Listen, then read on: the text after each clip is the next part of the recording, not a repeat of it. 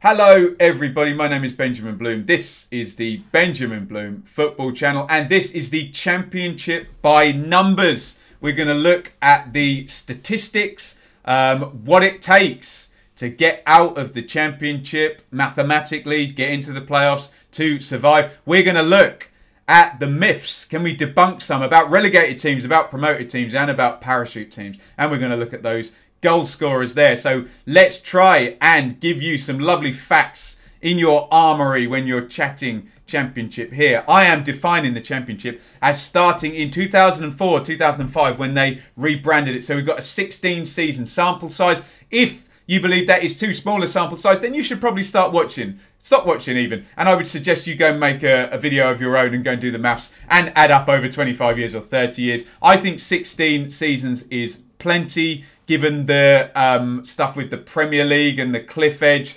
And all I would say is go and watch a game from 20 years ago. It's virtually a different sport than we're playing now. Things move quickly. So that is my definition of the Championship. And let me just preface this video by saying I am in no way making any predictions. These are just the numbers over the last 16 seasons. Don't get all grumpy and say, oh, well, this season was this season was that. We'll deal with all that. Let's look at the relegated teams first of all.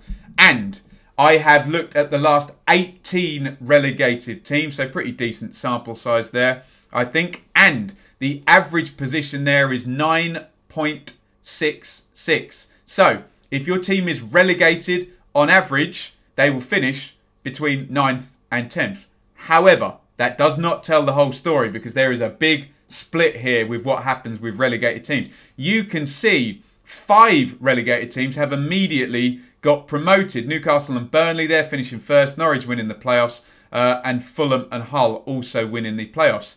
Those 5 teams therefore give us a probability of 27% in the fact that 27% of the last 18 teams have been promoted back at the first go. So, on the one hand, I'm saying the average position is between 9th and 10th.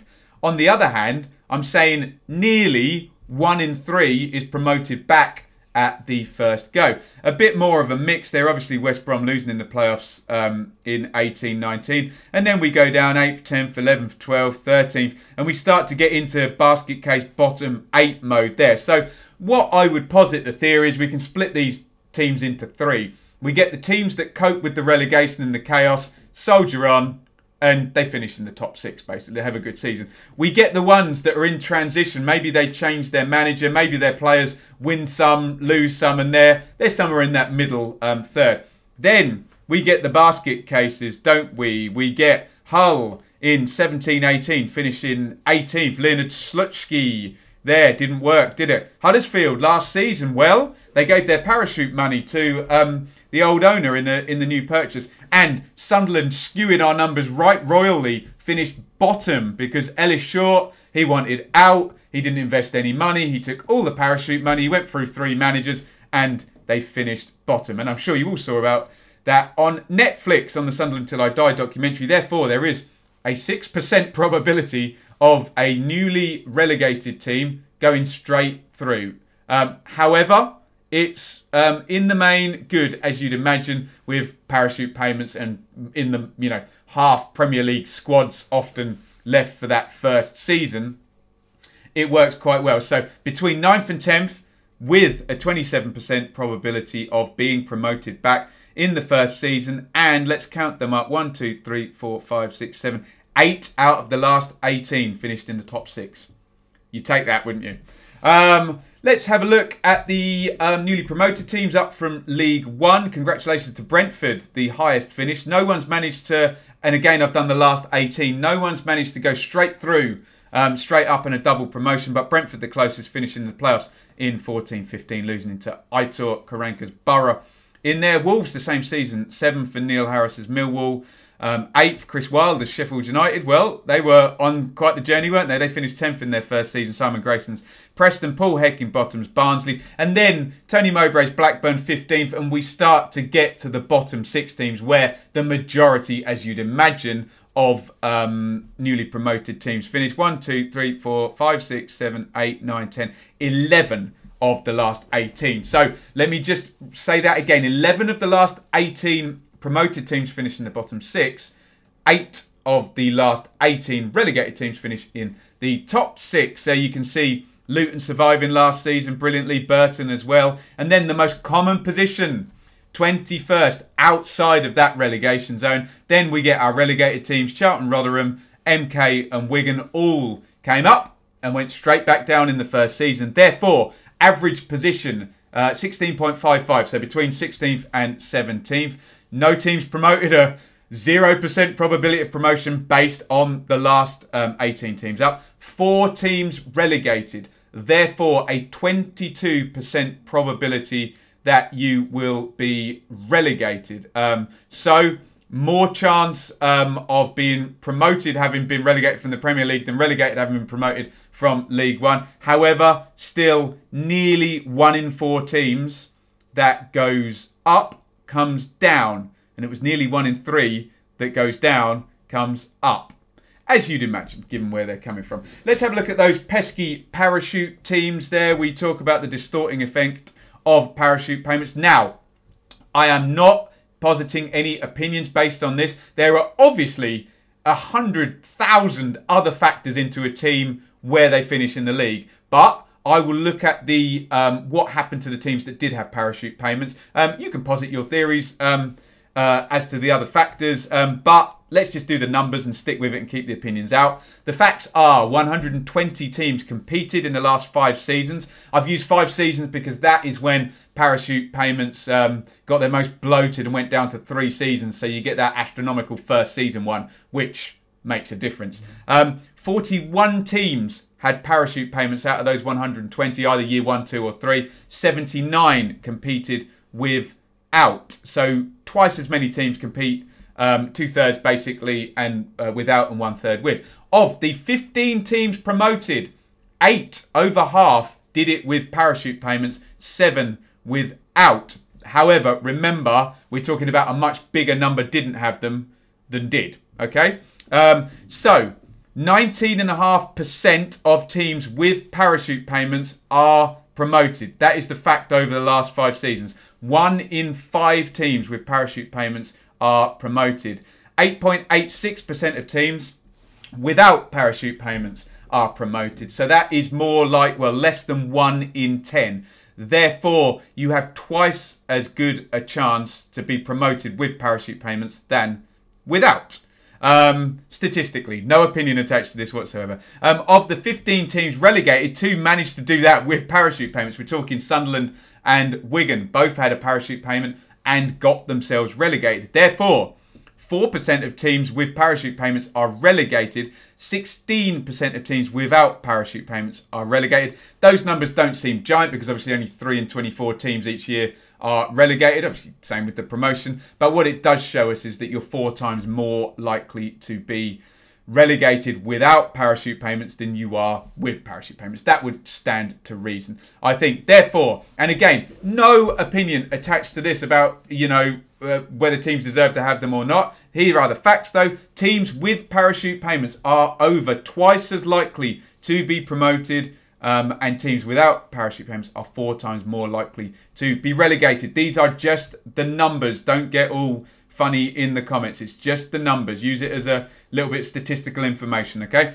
Here are your guys that don't seem to be good enough to get into the Premier League, or when they do get there, come straight back down and boss the Championship. Your top goal scorer since 2004-05, and there is David Nugent. Did he re-sign with Preston? 121 goals there. Ross McCormack, Billy Sharp's in the Premier League. Jordan Rhodes still here on that huge contract with Sheffield Wednesday. Chris Martin has just signed with Bristol City. So 5 goals for him, and he's in the 100 club. Lewis Graben, 6 away. We'd expect him to get them into the 100 club. Let me know what you think about these type of players, because it kind of stands to reason that to get so many goals in the Championship, that is essentially your level. And sadly, these players would admit, despite being still very successful men, probably very rich men, elite sportsmen, they couldn't quite make that top level. There are your top scorers in the Championship. Let's look at the high and low watermarks here, points-wise. So, in order to win the title, the hardest years would have been this one with Leicester. They needed 94 points to win the title there. If we do second place plus 1 point. Joint there with the race between Rafa and Houghton there. Rafa needed 94 to win that one. The low watermark, look at that. I can't remember, was that Roberto Di Matteo 2007-8? Only needed 80 points to win that one, as did Cardiff there. Would that be Malky Mackay? Let me know in the comments. I should have written down the years, shouldn't I? Therefore, to win the championship, the 16 season average is 88.18 points. I always posit 2 points per game. That's actually wrong. It's slightly less. But you know, if you're up around 88, 89, 90 points over the last 16 seasons, you would win the championship. Again, that doesn't mean that you'll win it this year, or it doesn't mean the winner will score 88 points. It's just the average from the last 16 years. Here is what it would take to get automatic, which is the key. Who cares really, given the cliff edge between the Championship and the Premier League? It's just getting out that's the thing, isn't it? The high watermark here, I've done third place at a point. Obviously, it's a bit weird because Middlesbrough didn't even need 90 points, but we'll call it 90 points with a guaranteed without goal difference promotion there. 16-17 was it? The low watermark, again, that must be that 2007-8 season. Stoke would have only needed 76 points. Very, very low. That season, you can see, 7 points lower than the average, which would have been 83.75 points to guarantee automatic promotion. Again, that's not the average second place points total. That's third place plus 1 to guarantee promotion. So 84, 85 points, mid 80 points will get you that second place. That should be the target for any team looking to get out of the championship. But here's what makes the championship fun is the playoffs. And again, I've done 7th place plus a point, which is weird in this season here, 2014-15, because both Ipswich and Brentford getting in the playoffs without hitting the 79. But we call that 79 points would have guaranteed it without your goal difference there. That is the hardest season there, 14-15, to get into the playoffs. And the easiest, Crystal Palace there, would have got in with 68 points. Maybe Reading just beat everybody and lowered the total all the way down the league there. So to reach the playoffs over the past 16 seasons, the average was 72.43 points. Remember last season Swansea did it with 70. So a low bar last season points-wise. Let's move on to this much quoted season where Peterborough were relegated with 54 points. So survival, let's do 22nd plus 1 points. 55 is the high watermark. You will be very unlucky, like Wolves and Peterborough were that season, to be relegated with 51 or 54 points. Low watermark here, a couple of seasons, one of which I don't particularly care to remember, which would be that one. But in all of those 3 seasons, you would have survived with 41 points, the low watermark. Therefore, it's nice and straightforward, and this is important. You can win all your debates using some well-sourced metrics here. To survive in the championship, you need 1 point per game. 46 games, 46 points over the last 16 seasons. So unless you get a freak season like that Peterborough one, or last season even, where the tide was more around the 50-point mark, 46 will give you survival in the championship. 1 point per game is your number you need to be looking at if you're supporting maybe a team who's just trying to stay in the division. So here is the final analysis of what you need to do to finish in various positions in the championship. So to win it, well, 2 points per game. Look at any point in the season, and if your team is on 2 points per game, you should be happy.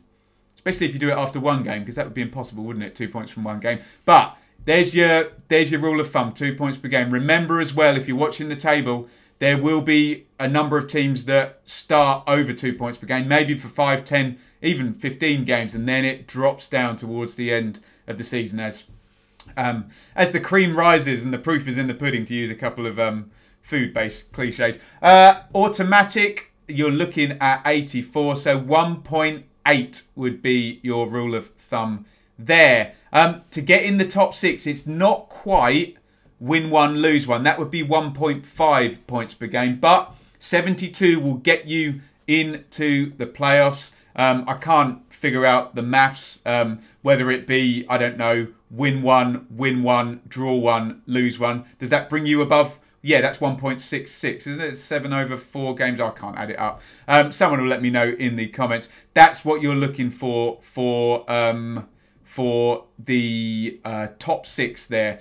And very clear with survival, and the complete opposite of going up. Draws are no good there if you want 1.5 points per game, or 1.57 indeed. But a draw is okay down at the bottom of the league. Remember, 1 point per game would add up to something like win 1, draw 1, lose 1, lose 1. You can lose half your games providing you win 1 in 4 and draw 1 in 4, and you will stay up. So draws are okay down the bottom, not so much up the top. Remember though, a league table works as an organism, and for example, if you have a 3-horse race at the top where you've got 3 teams going towards 90 points, that will stretch out the league table because they will whip the teams at the bottom. They will lower the total at the bottom and rise it at the top, and the table stretches out. If like last season, where it was only really Leeds that nailed it, I think they got 93, didn't they?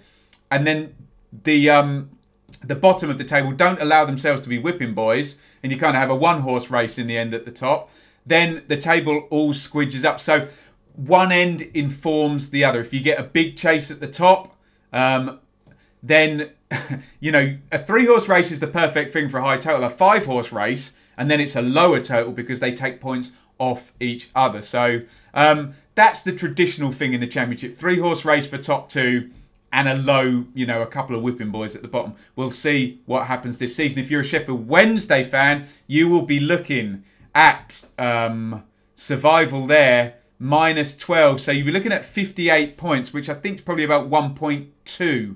So straight away, you need 0.2 more points every game than everybody else to even get survival, based traditionally on the last 16 seasons. So look, that is just a little bit of fun. No opinion attached to that whatsoever. And I am not saying those totals will mean anything this season, but they give us a pretty good rule of thumb. Hey, first place could have 79 points, or second place could need 95. Who knows? Survival could be 39, or survival could be 53. Who knows? As I say, it works together as an organism, and one end informs the other. It's a pretty good rule of thumb. Let me know your comments on that. Anything surprise you? Did it debunk any myths? Be really interested to know if you went into this thinking, oh, I thought it was very different the other way around, or did it affirm something that you already thought and just put a number to it? Be very interested. As I say,